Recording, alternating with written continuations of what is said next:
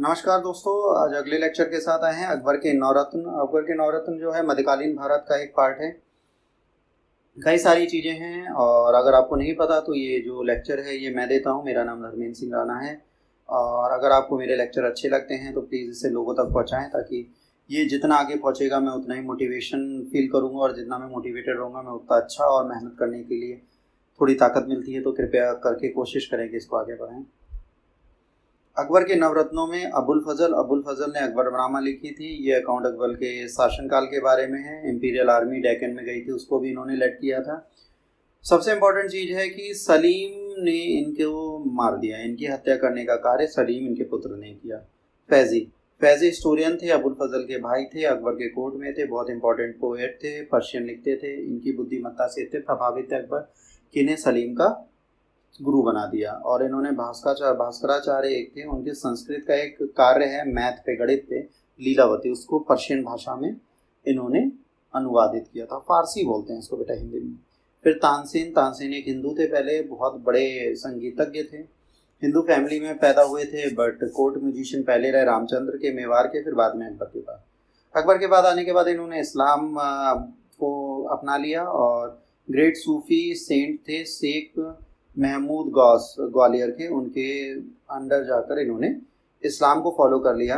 और कहा जाता है कि तानसेन बहुत जादुई संगीतज्ञ थे। इनके पास दीपक राग और मेघ मल्हार थे। मेघ मल्हार वह राग होता है जिसको बजाने से बारिश हो जाती है, दीपक राग होता है जिसको गाने से दिए जल उठते हैं। राजा बीरबल महेशदास इनका नाम होता है। इस बुद्धिमत्ता से बहुत ज़्यादा प्रभावित करते हैं अकबर को। अकबर इनसे बहुत सारी डिबेट करते हैं, बहुत प्रतिवाद करते हैं, सबका इन्हें बहुत सफलता से उत्तर देते रहते थे। तो अकबर इनको बहुत खास मानते थे और इनको अपने नवरत्नों में इसीलिए इन्हें जगह दी। अकबर ने इनको एक नया टाइटल दिया था, बीरबल पहले इनका नाम दिया तथा उसके साथ इन्हें उपाधि राजा की दी, इसलिए महेशदास का नाम राजा बीरबल पड़ गया। कायदे से ब्राह्मण थे। राजा टोडरमल जो थे राजस्व को बहुत अच्छे से संभालते थे, भूमि सुधार ये सब इन्होंने किए।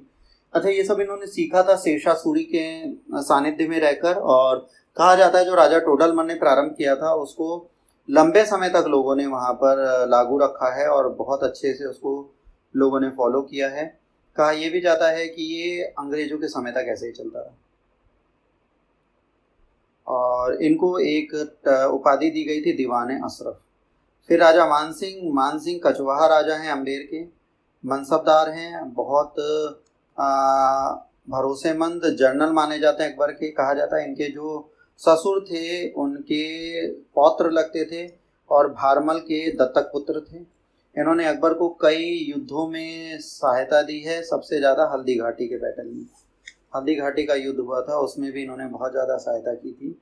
और इन्होंने उड़ीसा और बंगाल में भी इनके अभियानों को आगे बढ़ाया। अब्दुल रहीम खान ये बेटा बैरम खान के बेटे हैं। और सबसे बड़ी बात है कि जब बैरम खान को अकबर को भेजना पड़ा यहाँ से मक्का के लिए और रास्ते में उनकी हत्या हो गई, तो अकबर को ये लगा कि इनकी फैमिली सुरक्षित नहीं है, तो उन्होंने बैरम खान की विधवा से विवाह किया और अब्दुल रहीम खान इनके दत्तक पुत्र बन गए। एक बहुत बड़े पोएट हैं, कई कविताएं लिखते थे अब्दुल रहीम खान।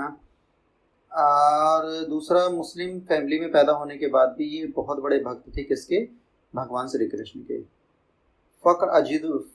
फकीर अजुद्दीन जो थे ये भी अकबर के नवरत्नों में शामिल थे, एक मुख्य सलाहकर्ता थे और इनकी इज्जत अकबर बहुत करते थे, इसीलिए नवरत्नों में थे। मुल्ला दो प्याजा बेटा, मुल्ला साहब जो थे इन्हें प्याज बहुत पसंद थे, इसीलिए इनका नाम ही मुल्ला दो प्याजा रख दिया गया। मुल्ला भी एक मुख्य सलाहकार थे। जब ये कोई सलाह देते थे अकबर बहुत सम्मान देते थे इनकी सलाह को और उनकी बात को 90% टाइम में मान लेते थे, तो बहुत इज्जत थी। बीरबल और मुल्ला दो प्याजा में इस बात पे लड़ाई भी हमेशा होती रही है। अगर आप कभी कुछ कहानी अकबर बीरबल की देखेंगे तो मुल्ला दो प्याजा जरूर इधर उधर होते हैं। तो ये सब आप ध्यान दीजिएगा। नवरत्नों की कहानी है, इससे ज़्यादा एग्जाम में पूछा नहीं जाएगा, जितना है उतने में अगर आप पढ़ लेंगे तो आपके एग्जाम में आ जाएगा। अगर आपको ये लेक्चर अच्छा लगा तो प्लीज़ इसको लाइक शेयर सब्सक्राइब करें, हमें टेलीग्राम और फेसबुक पे फॉलो करें। अगर आप घरों में बंद हैं लॉकडाउन में तो सुरक्षित रहें, क्योंकि कोविड-19 एक खतरनाक बीमारी है, इससे बचना आपके लिए ज़रूरी है। प्रयास करिए कि इसको आप लोगों तक पहुंचाएं, क्योंकि जब कुछ पढ़ाया जाता है अगर लोगों तक पहुंचता है तो हमें आपको भी लाभ मिलता है, हमें भी लाभ मिलता है। हमें लाभ मिलता है कि हमें मोटिवेशन मिलता है। लेक्चर आपके लिए मुफ्त है, इसका मतलब ये नहीं कि आप इसे शेयर नहीं करेंगे। प्लीज़ इसे शेयर करें और उम्मीद करता हूँ आप हमें निराश नहीं करेंगे। अपना ध्यान रखें। God bless you.